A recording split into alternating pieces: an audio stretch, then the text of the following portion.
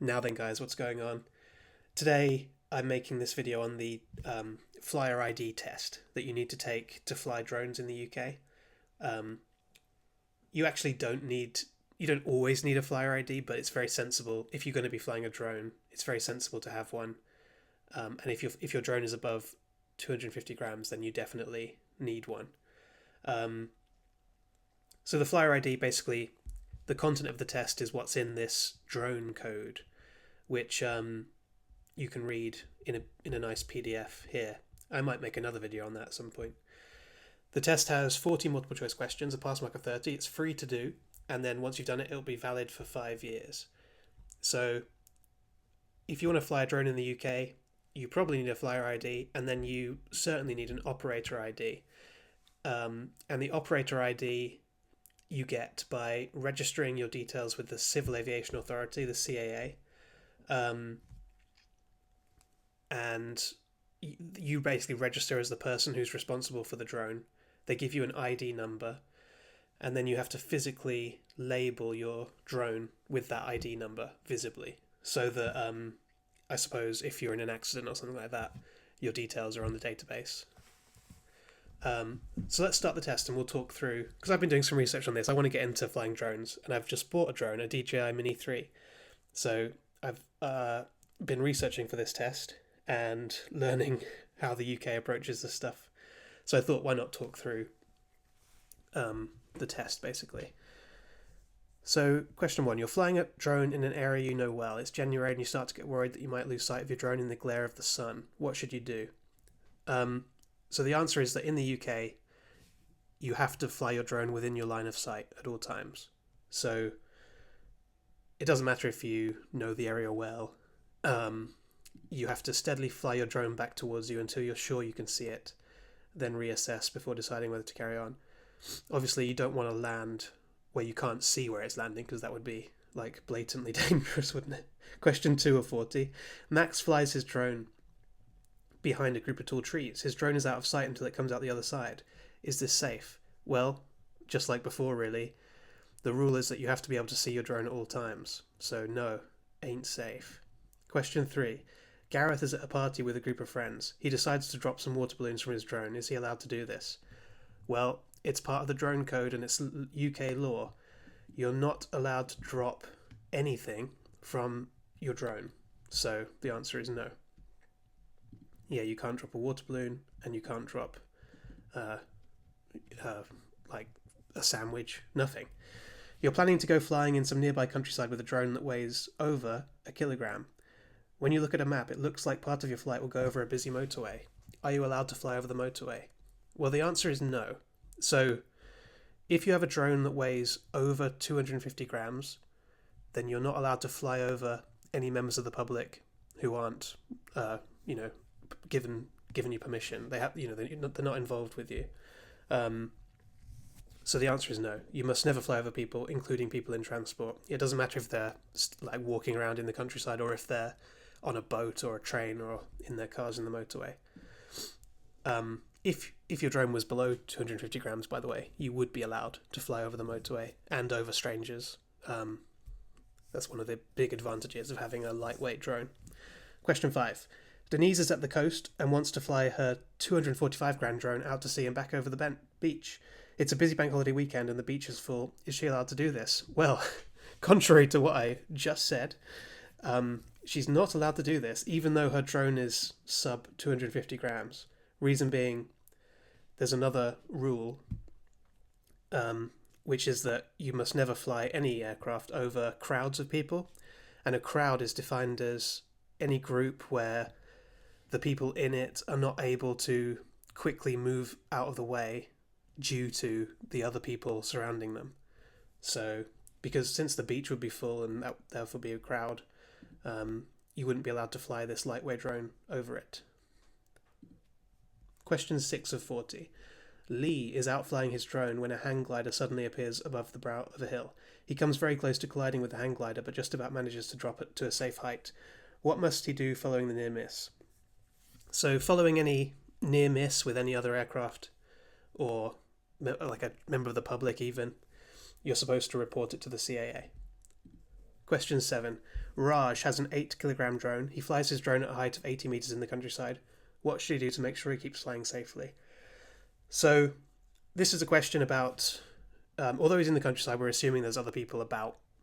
This is a question about how far horizontally you have to fly away from them. And because his drone is over 250 grams, he is obliged to fly at least 50 meters away from any members of the public, or people who aren't involved. However, since he's flying at a height over 50 meters, you have to increase the horizontal distance accordingly. So the answer is this one. He has to increase the horizontal distance to about 80 meters, in line with his 80-meter height. Sarah is out in the countryside and about to go flying when she spots a light aircraft parked and equipment that suggests there could be an airfield there. However, her drone app is not showing a flight restriction zone, an FRZ. What should she do? So yeah, usually you can look at your drone app and it'll tell you whether the airspace around you is restricted or not. But of course, you can't totally trust this because there could be something that the app has missed. Whatever. So, the answer would be this one. The answer would be this one. Sorry. Assume there must be a small airfield without a flight restriction zone, but not fly on the airfield, as you could pose a danger. So yeah, even if the airfield doesn't have an FRZ, you still have to respect it. Question 9 of 40. 3 friends have hiked up a hill that's 50 meters high. They're standing at the top of the hill and deciding how high they can fly their drones. Which of them is right? We can fly as high as we like as long as nobody's around. No. We can fly up to 120 meters from the closest point of the surface of the Earth. Yes. We can only fly up to 70 meters directly above us because we're already 50 meters up the hill. No. So in the UK, there's a 120 meter height limit on your drone flights, but that is not sea level or something like that. The height limit is above the point on the surface of the Earth which the drone is over, if that makes sense. So if they're up a hill, they can still fly another 120 meters above where they are on the hill. Question 10 of 40. Pascal owns a large farm. He sometimes uses a drone to transport items to his farm workers. One of the farm workers asks Pascal to send the drone with a bottle of chemical cleaning fluid. Can he do this? The answer is no. One of the rules is that you must never carry dangerous material on a drone, for obvious reasons, I guess. Michael's drone is fitted with a camera that enables him to fly using FPV. What must he do whenever he wants to fly FPV? So, in the UK, you're not allowed to fly using FPV unless you have an observer with you, another person who can physically keep the drone in their line of sight in the sky. So this is the answer. Make sure someone stands next to him and keeps the drone in direct sight with a full view of the surrounding airspace. Question 12. Which of these would be the best way to check if there are restrictions on whether you can fly at a particular place? Look on the website, look at a newspaper. So drone app is the most reliable way to get the correct info on that, isn't it? Question 13.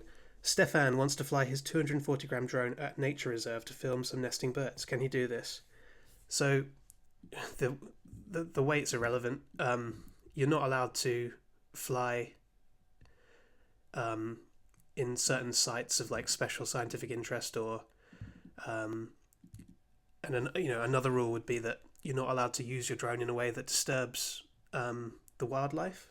So he definitely mustn't do this. You mustn't disturb or endanger animals and wildlife. Question 14. When must you always have insurance for flying your drone or model aircraft? So yeah, in the UK, if you're flying a drone just for fun or as a hobby, you're not legally required to have insurance. But if you are flying for payment or work, there is a legal requirement there to have insurance. Question 15. Which of the following best describes the difference between a flyer ID and an operator ID? Well, we did go over this at the beginning of this video, didn't we? A flyer ID shows you've passed this test, this multiple choice test. An operator ID is what you need if you own or are responsible for a drone. That's the one. Question 16. Which of the following is one of the things you should check to make sure you can fly legally at a location? So the answer would be bylaws. In the UK, you can have local sort of miniature laws which you have to check in advance of flying in that area, because they might state that drones are forbidden in that place or something like that, annoyingly enough. Question 17. What's the legal height limit for flying a drone or model aircraft? In the UK, this is 120 metres above that point of the Earth that the drone is over. So, oddly enough, I did do the conversion actually like before, so it's weird that 400 feet or 120 metres, except if you convert metres to feet, that's not the same figure, but anyway, close enough. Sangeetha wants to use her drone to record a cycle race. She plans to fly above the race to get dramatic footage as the cyclists pass. Is she allowed to do this? The answer is no, because the cyclist wouldn't be able to move out the way if something happened to Sangeetha's drone. You're not allowed to fly over people who are not involved with you or giving you permission to do so, unless you have a drone that's under 250 grams.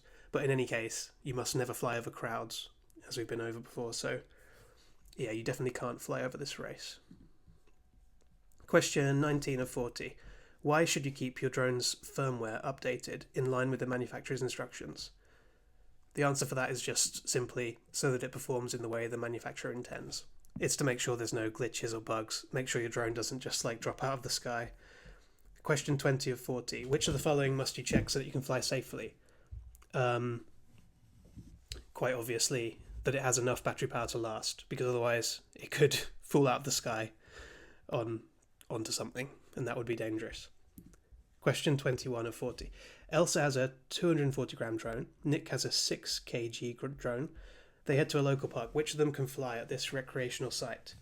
So only drones that are sub 250 grams are legally allowed to fly at recreational sites such as parks, or residential sites such as houses and schools, or industrial sites such as factories. So the only one who's allowed to fly here without getting any kind of special permission, it's Elsa. Question 22 of 40. Drones and model aircraft are only small, so it's safe to fly them if you're under the influence of drink. Being fit and safe to fly means never flying under the influence of drink, drugs, or medicine, or when you're tired or unwell.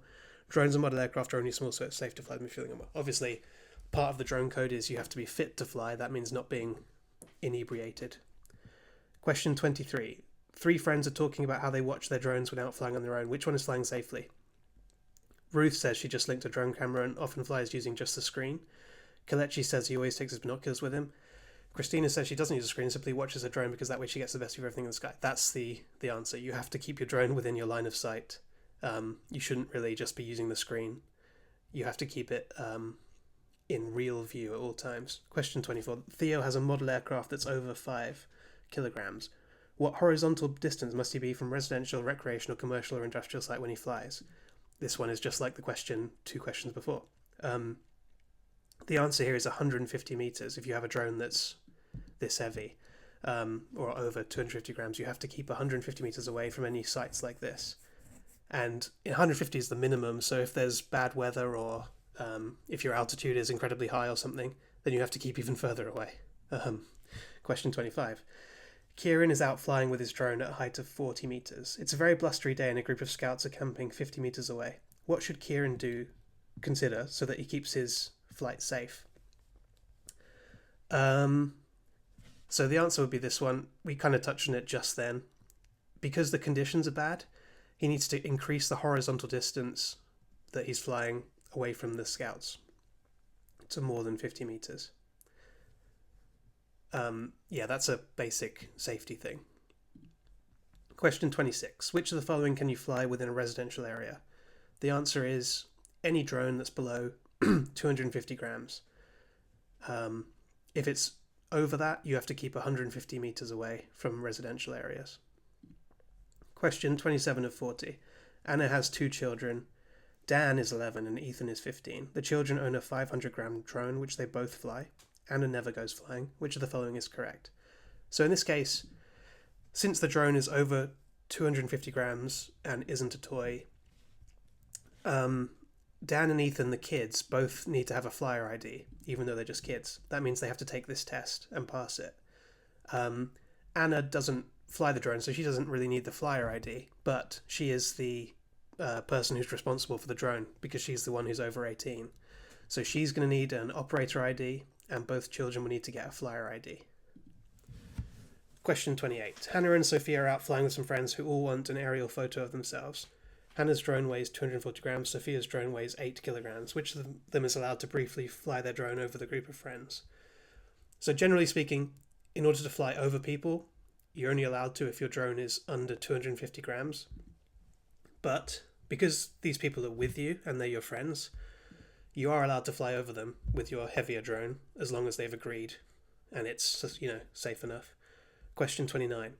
Which of the following sites are likely to be protected by restricted airspace that will mean you cannot fly a drone around or over them without permission from them? The answer here is things like this. Special sites like palaces or military ranges. They're almost definitely restricted airspace.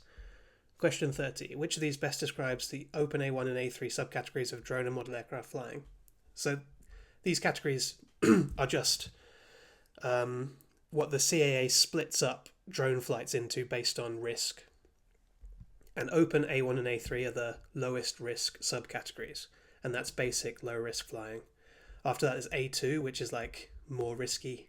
Then there's specific, and then there's another one that's called like classified or something like that. And for those you need special permissions to do the flights before you do them. So anyway, basic low risk flying is what we're dealing with here when we're like beginners and hobbyists who are just flying drones for taking photos and stuff like that. It's basic low risk flying. Question 31. You're out flying in the countryside. Suddenly you notice an air ambulance flying in the direction of your drone. So yeah, usually other aircraft won't fly, they'll fly higher than 120 meters. But obviously in cases with like air ambulances or military jets, sometimes they'll be much lower and you'll need to get the hell out of the way, like with your drone. So the answer would be this one. You have to hover, stop flying, and then even better, land safely. Just stay out of the way. Don't try to bother the ambulance and so obviously colliding with an aircraft would be awful because even though your drone is only small, you can still do some serious damage. But even just distracting the aircraft or getting in its way can be dangerous. So just get the hell out of the way. Question 32. You're out flying when you become aware that the emergency service is responding to a nearby road traffic accident. Which of the following should you do? You don't want to. They don't need your help. You should stop flying, and don't try and get some dramatic video. You should just, like the question before, just get out of the way. Question 33. What should you do if you want to fly beyond the rules of the drone and aircraft code? So yeah, even though these rules are in place, you can do the things that are against the rules. For example, if you want to use a heavy drone to fly over a crowd because you're filming a movie scene or something, you can do it. You just have to have authorization. Question 34. 3 friends are talking about taking their drones to fly in an empty field near to an airport. The field is outside the fence that marks the airport's boundary. So Robin thinks that she can do it as long as they don't fly over the height limit. Scott says you can do it because you're outside the airport's boundary. But Ben is correct that you have to check the airport's flight restriction zone before we fly. Airports, in general, have a 5-kilometer flight restriction zone around them. And so that's 5 kilometers in a circle, and then 5 kilometers added to that extends beyond the end, like each end of the runway. And if you fly inside that, then you'll be in big trouble, obviously. Question 35. Matt, Tim and Rory are in the countryside. The 3 friends head off to fly their drones, which are all above 4 kgs. They notice a number of people rambling in the open countryside nearby. Which of the friends flies safely? Tim walks along a footpath until he's 50 meters away. Before starting to fly, he avoids flying over anyone. That sounds good. Matt makes sure he's 50 meters away before starting to fly. He flies 80 meters above the ramblers. Well, you're not supposed to fly above people who are not involved with you, so he's wrong. Rory walks until he's over 50 meters away from the ramblers. He flies his drone 20 meters away from them. Well, you need to keep at least 50 meters horizontally from people who are just members of the public, so... Marco's drone is over 250 grams. He's out flying in the countryside and there's nobody out and about. He wants to fly his drone over a nearby holiday cottage, but there's a car parked outside it and it looks like people could be inside it, in the cottage. Is he allowed to fly over the cottage? The answer is no, because it's with drones that are over 250 grams, you're not allowed to fly over residential sites. In fact, you have to stay 150 meters horizontally away from them. But since his drone is, so he's not allowed to do that. But if it was under, then he could.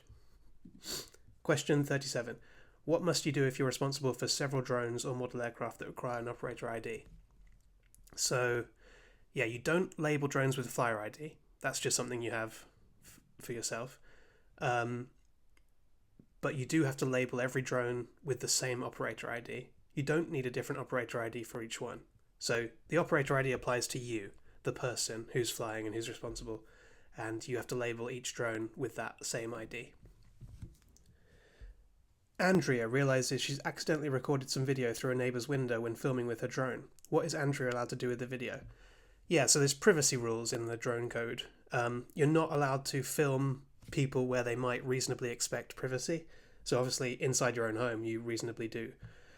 So Andrea would be allowed to share her video only after deleting the part with the neighbor in it. Question 39. Why is it important that you can always see your drone clearly enough that you can tell which way it's facing? The reason is so that you can steer it and control it safely, even if something happens unexpectedly. So that's that basically. It's just so the rule on line of sight is you have to keep your drone within view and the airspace around it clearly enough that you can see which way it's facing. And that's just how they define, how to safely fly it. Finally, question 40. Amin is an experienced mountain biker and drone enthusiast. His drone does not have follow me mode. He decides to have a go at flying his drone while slowly cycling along a familiar track that he knows very well. Is he allowed to do this?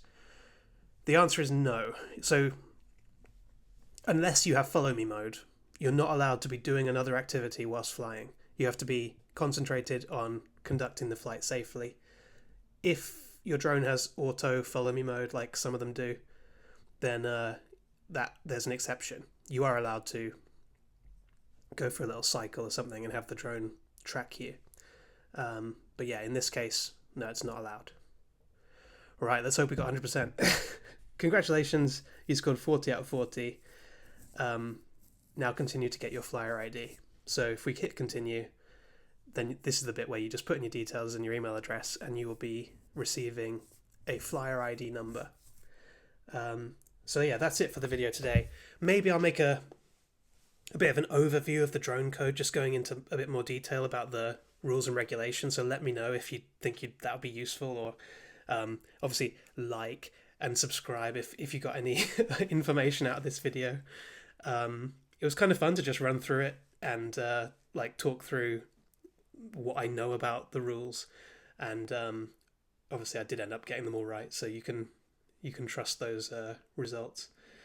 I'll link in the description the website that you'll need to go to take this test to get your flyer ID. I'll also link the link for the PDF of the drone code, which you'll have to study in order to pass this test.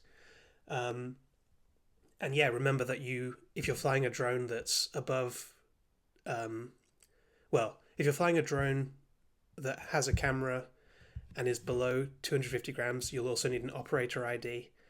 And if you're flying any drone that's above 250 grams, you'll need that operator ID. So that's really important.